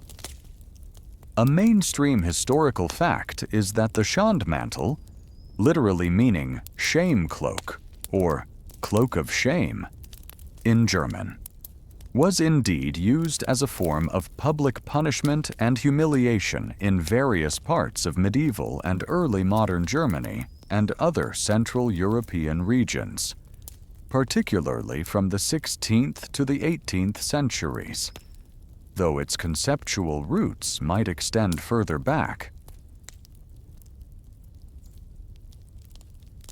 Its primary purpose was purely punitive through public humiliation and severe discomfort, forcing the wearer to parade through the bustling streets, often for hours or even days, serving as a living, breathing object of scorn, mockery, and intense derision.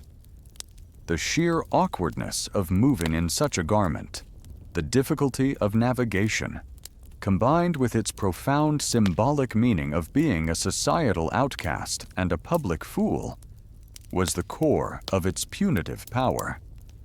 It wasn't designed to inflict severe physical pain like the rack or the wheel, but the prolonged discomfort, the oppressive weight, the often stifling heat within the enclosure, and the inescapable public mockery could be deeply distressing and psychologically scarring. Historians still argue whether the long-term psychological impact of being forced into such a degrading and ridiculous garment, of being publicly ridiculed and stripped of dignity, was considered more effective in deterring petty crime and enforcing social norms than the fleeting pain of other physical punishments, or if it simply served to permanently brand, ostracize, and ruin the reputation of the offender within their community. For a quirky or fringe tidbit that further emphasizes the deliberate indignity of this punishment, some Schandmantels were specifically equipped with holes for the head and arms, but left the legs entirely free, making the garment top-heavy and unbalanced. This design forced the wearer to shuffle along, often tripping and stumbling, unable to see their feet or properly balance, further adding to the spectacle of their indignity and making them even more clumsy and foolish in the eyes of the onlookers. Imagine trying to navigate a narrow, uneven, cobbled street while encased in a heavy, unbalanced barrel. Every step a potential pratfall, every stumble eliciting further laughter and mockery from the crowd. It's like a medieval clown costume, but one that's absolutely no fun and profoundly humiliating for the person wearing it. A forced performance of their own disgrace, the inability to hide your face, the relentless laughter, and the complete lack of personal space or comfort made the experience utterly dehumanizing. The shame cloak made you a living, breathing spectacle of your own perceived flaws, a human billboard of embarrassment, and a constant reminder to the community of the consequences of social transgressions. As you envision yourself struggling to move, the laughter of the crowd echoing in your ears, feeling the phantom weight and cumbersome nature of the shame cloak, you realize that medieval justice often found truly creative and often absurd ways to enforce conformity, even if it meant turning a human being into a literal object of public scorn and ridicule. From the indignity of the Schandmantel, where the wearer became a public spectacle of shame, we now move to a punishment that was undeniably agonizing and deeply symbolic, reserved primarily for crimes against religious doctrine burning at the stake. This wasn't just an execution, it was a ritual, a terrifying public spectacle designed to cleanse the accused of heresy and offer a stark, terrifying warning to anyone contemplating questioning the Church's authority. Imagine being accused of witchcraft, denying the divinity of Christ, or translating the Bible into the common tongue without permission, acts deemed grave enough to warrant this fiery end. You'd be led to a designated execution ground, often outside the city walls, where a large pyre of wood, sometimes mixed with faggots and straw, awaited. The air would be thick with the acrid scent of unlit timber and the palpable tension of the gathered crowd, their faces illuminated by the flickering anticipation of the flames. You'd be bound to the stake, often with chains, ensuring there was no escape once the fire was lit. A mainstream historical fact is that burning at the stake was the prescribed punishment for heresy across much of medieval Europe, sanctioned by both secular and ecclesiastical authorities. The belief was that fire, being a purifying element, would cleanse the soul of the heretic, even as it consumed their body. It was also seen as a particularly agonizing and terrifying death, meant to instill absolute fear and prevent the spread of dissenting religious ideas. The process was often prolonged, as the fire might burn slowly, causing immense suffering through smoke inhalation and gradual charring before death finally came. Historians still argue whether the intent was solely spiritual purification and deterrence, or if the deliberate cruelty and protracted agony of the burning were also a significant factor in its implementation, aimed at maximizing terror. For a quirky or fringe tidbit that highlights the morbid details sometimes, bundles of green wood would be deliberately placed around the base of the pyre to ensure a slower burn and more smoke, increasing the suffering through asphyxiation before the flames fully consumed the body.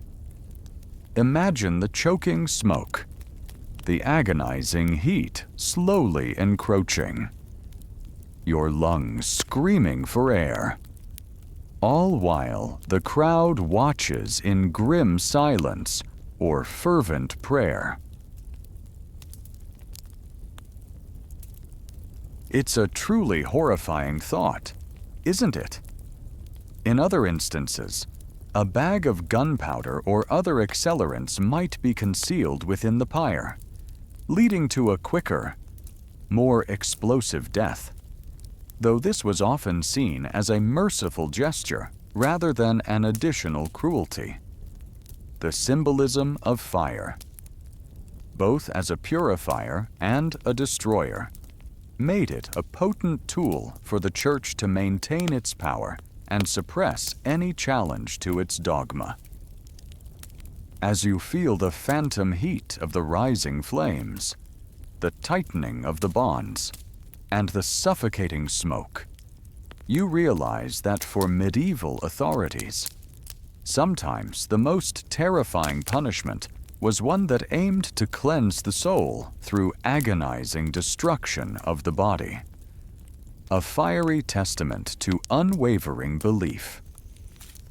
From the indignity of the Schandmantel, where the wearer became a public spectacle of shame, we now move to a punishment that was undeniably agonizing and deeply symbolic. Reserved primarily for crimes against religious doctrine, burning at the stake. This wasn't just an execution, it was a ritual. A terrifying public spectacle designed to cleanse the accused of heresy and offer a stark, terrifying warning to anyone contemplating questioning the Church's authority. Imagine being accused of witchcraft, denying the divinity of Christ, or translating the Bible into the common tongue without permission, acts deemed grave enough to warrant this fiery end. You'd be led to a designated execution ground, often outside the city walls, where a large pyre of wood, sometimes mixed with faggots and straw, awaited. The air would be thick with the acrid scent of unlit timber and the palpable tension of the gathered crowd. Their faces illuminated by the flickering anticipation of the flames. You'd be bound to the stake, often with chains, ensuring there was no escape once the fire was lit. A mainstream historical fact is that burning at the stake was the prescribed punishment for heresy across much of medieval Europe, sanctioned by both secular and ecclesiastical authorities. The belief was that fire, being a purifying element, would cleanse the soul of the heretic, even as it consumed their body.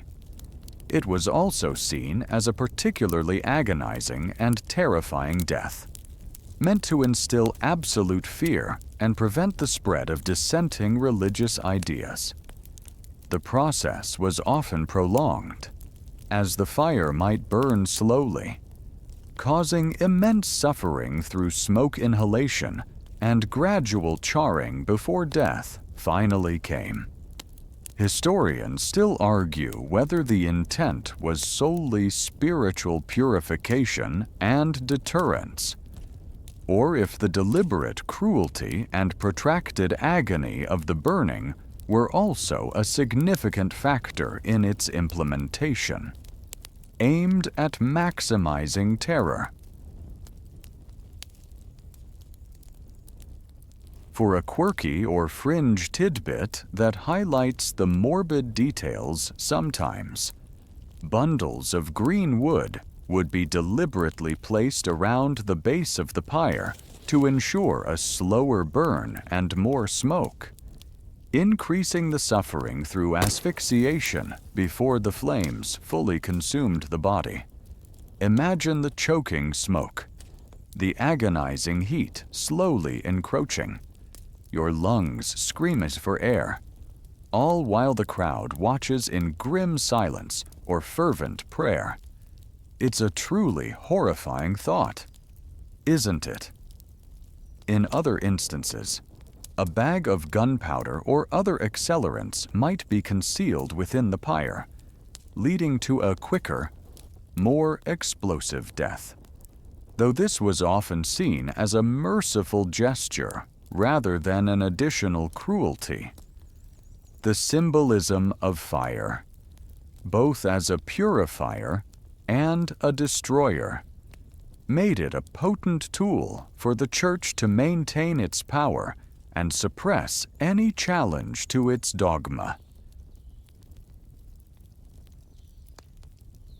As you feel the phantom heat of the rising flames, the tightening of the bonds, and the suffocating smoke, you realize that for medieval authorities, sometimes the most terrifying punishment was one that aimed to cleanse the soul through agonizing destruction of the body, a fiery testament to unwavering belief.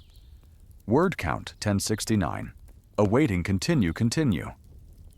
Section 17 from the terrifying, purifying flames of the stake, where heresy met its fiery end. We now turn to a punishment that relied on an extreme, deliberate escalation of a common disciplinary method, flogging to death. This wasn't the public whipping we discussed earlier, designed for shame and deterrence through pain. This was an intentional, prolonged, and brutal application of the lash, often administered over days, with the clear and horrifying intent of causing a slow, agonizing demise. Imagine being accused of a crime that, while not treason or heresy, was deemed so egregious, so disruptive to the social order, that your death was desired, but not through a quick, honorable execution. Perhaps you were a rebellious serf, a persistently violent criminal, or someone who had offended a powerful lord beyond measure. You wouldn't just receive a few dozen lashes. You'd be subjected to hundreds, even thousands, administered incrementally. A mainstream historical fact is that while public flogging was common, the specific practice of flogging to death was a more extreme, less formalized form of capital punishment, often carried out in prisons, dungeons, or in secluded areas rather than the town square, precisely because its prolonged brutality might turn public sentiment. It was sometimes used as an alternative to more formal executions, allowing authorities to claim they hadn't executed someone, but rather they had simply succumbed to punishment. The instruments would be particularly harsh whips made of stiff, multi-tailed leather thongs, sometimes weighted with lead balls or fitted with sharp shards of bone or metal, designed to rip skin and tear muscle with every strike. Historians still argue whether the slow, drawn-out nature of flogging to death was considered more of a deterrent than a quick execution, or if it simply reflected a desire for maximum suffering and humiliation. For a quirky or fringe tidbit that reveals the grim calculation involved sometimes, the flogging would be stopped just short of death each day, allowing the victim to barely recover consciousness and strength, only for the torture to resume the next day. This prolonged the agony, forcing the condemned to face their torment repeatedly, stretching their suffering over days or even weeks. Imagine the sheer terror of waking each morning, knowing the whips would soon return. Each breath a painful reminder of the wounds festering on your back, your body a canvas of raw, open sores. It's like a medieval subscription service to pain, isn't it? The sounds would be horrendous, the rhythmic thud of the lashes, the tearing of flesh, the strained cries turning to whimpers, and eventually, the silence of collapse. As you feel the phantom sting across your back, the ache of countless imaginary blows, you realize that some medieval punishments aimed not just to end a life, but to utterly obliterate the human spirit through prolonged, systematic agony, reducing a person to nothing but raw pain and despair. From the prolonged, brutal agony of flogging to death, where the skin itself was systematically destroyed, We now shift to a punishment focused on crushing confinement and excruciating pressure the boot. This device, also known as the Spanish boot or Scottish boot, was a terrifying instrument designed to inflict immense pain on the legs and feet, often without breaking the skin, leaving no visible marks for a public trial, but causing internal damage and torment beyond measure. Imagine being accused of a crime, perhaps withholding information, being a persistent rebel, or even just being a suspected accomplice. You'd be led to a dark, damp room, your legs feeling deceptively ordinary. The boot itself wasn't a fashion accessory. It was a diabolical contraption, typically made of iron or wood, designed to encase the leg from the knee to the ankle, or sometimes just the foot. Inside this rigid casing, wooden or iron wedges would be systematically driven in between the casing and your limb. A mainstream historical fact is that the boot was indeed a widely used torture device across medieval and early modern Europe, particularly noted in Scotland for its brutal effectiveness in extracting confessions, especially during interrogations related to witchcraft or treason. The process was agonizingly slow with each hammer blow. A wedge would be driven deeper, gradually crushing the muscles, nerves, and bones of your leg or foot. The pressure would build, excruciatingly, until the bones might shatter, or the flesh would be irreparably pulped. Historians still argue whether the boot's primary purpose was solely to extract confessions through pain, or if it also served as a gruesome method of permanent disablement for those deemed a continuing threat to authority.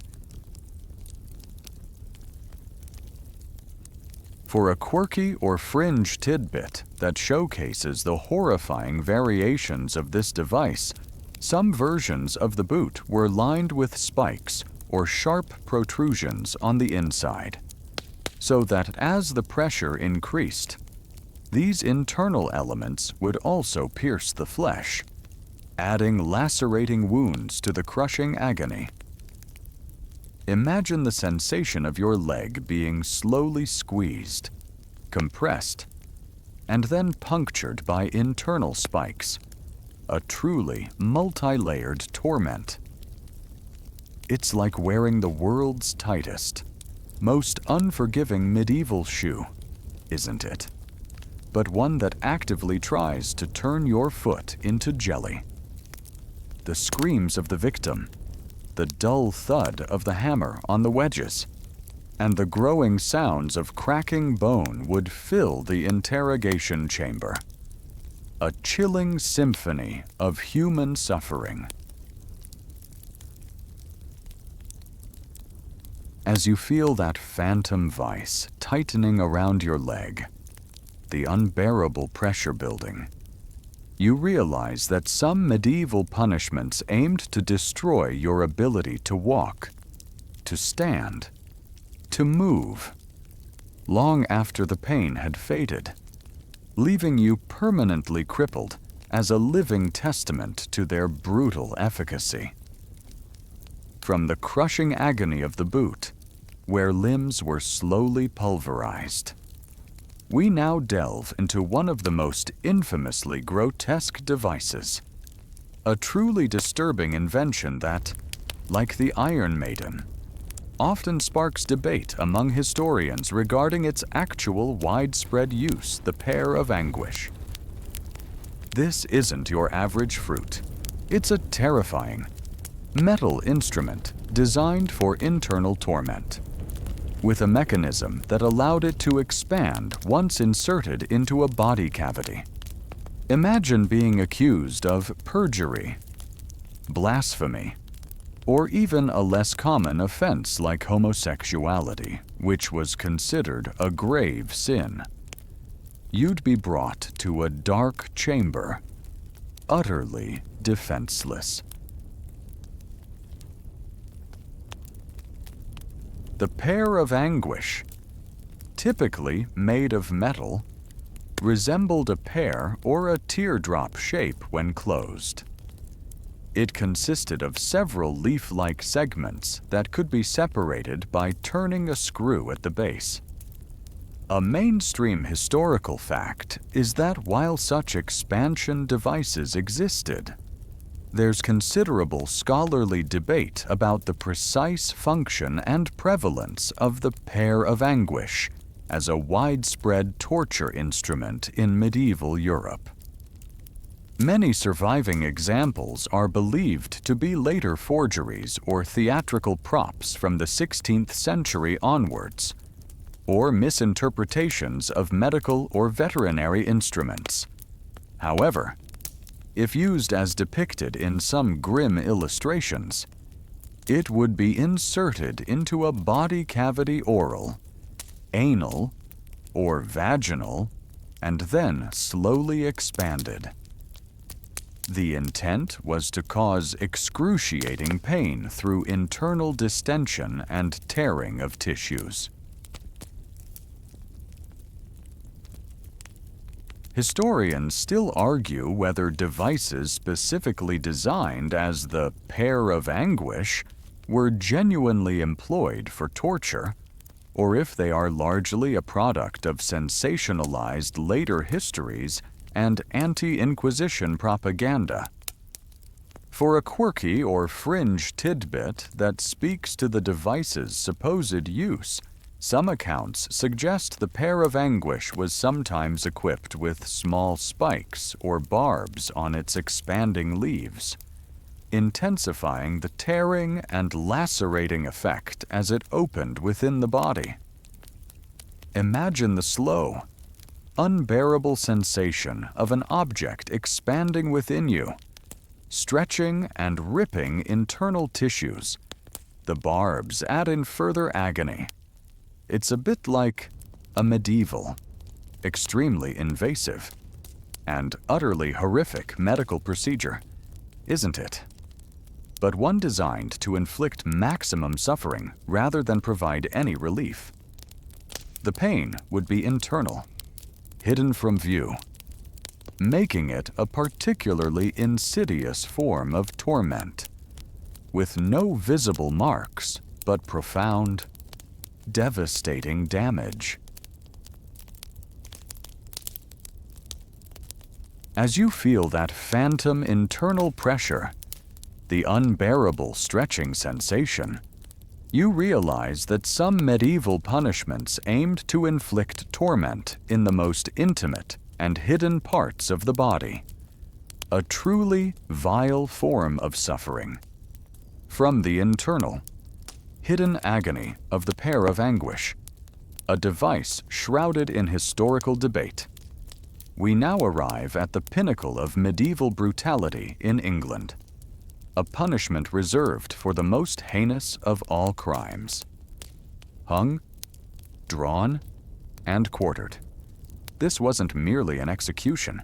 It was a ritualized, protracted, and utterly dismembering spectacle, designed to inflict maximum pain, humiliation, and destruction upon the body of anyone convicted of high treason against the crown. Imagine standing accused of plotting against the king, leading a rebellion, or aiding his enemies.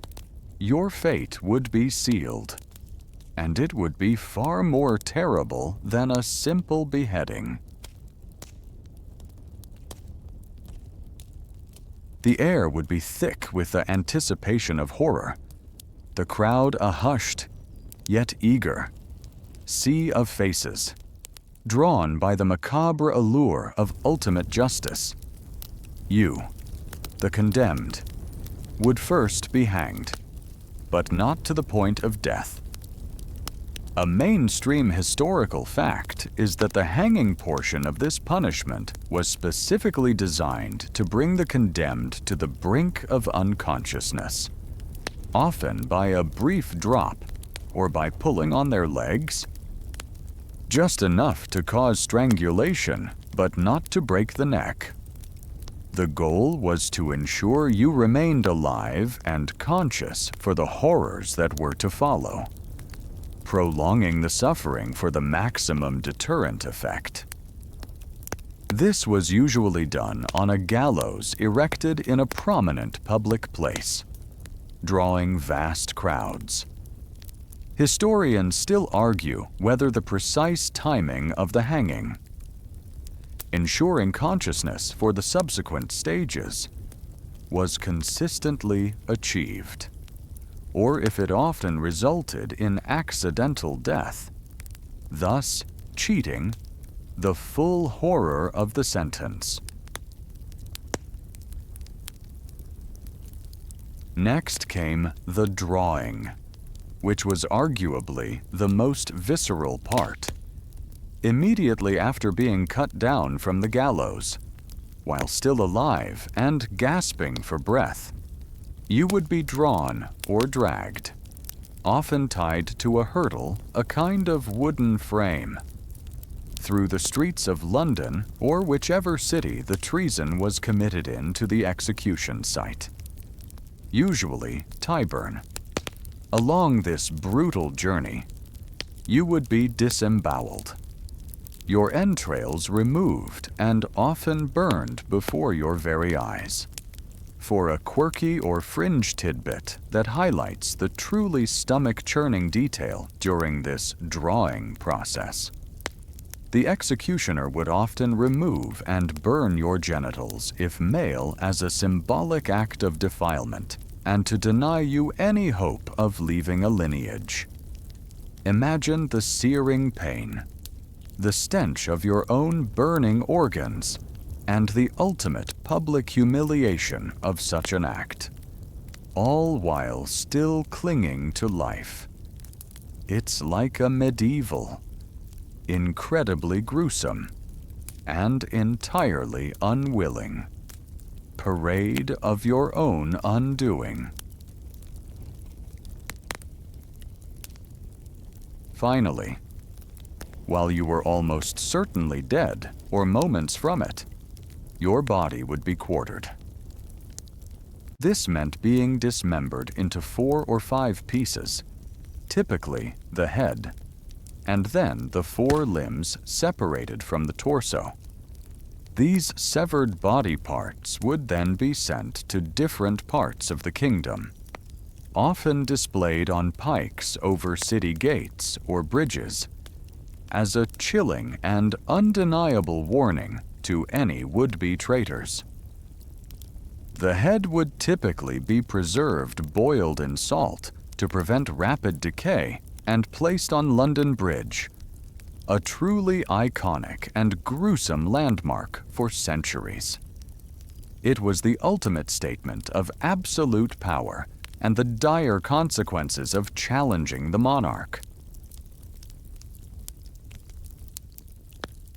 As you contemplate the fragmentation of the human body, the ultimate indignity, and the far-reaching display of remains, you realize that for medieval authorities, the punishment for treason aimed not just to kill, but to utterly annihilate, erase, and symbolically atomize the traitor, body and soul, from the realm, leaving only terror in their wake.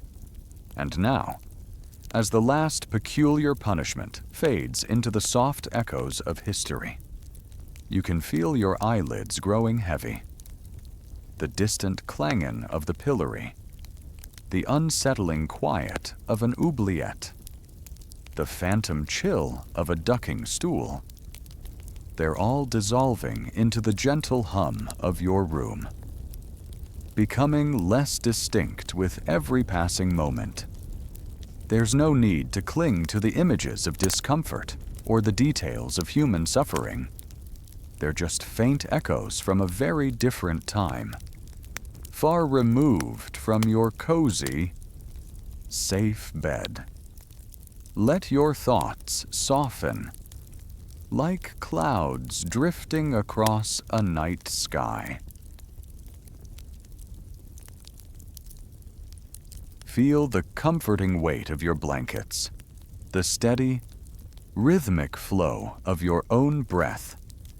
The peculiar punishments have played their part, and now it's time for your mind to find its own calm, its own stillness, a quiet retreat from the world.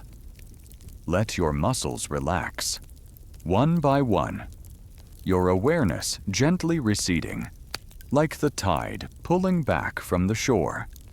You're safe, you're warm, and the echoes of history are fading, making way for a peaceful, undisturbed quiet. Sweet dreams.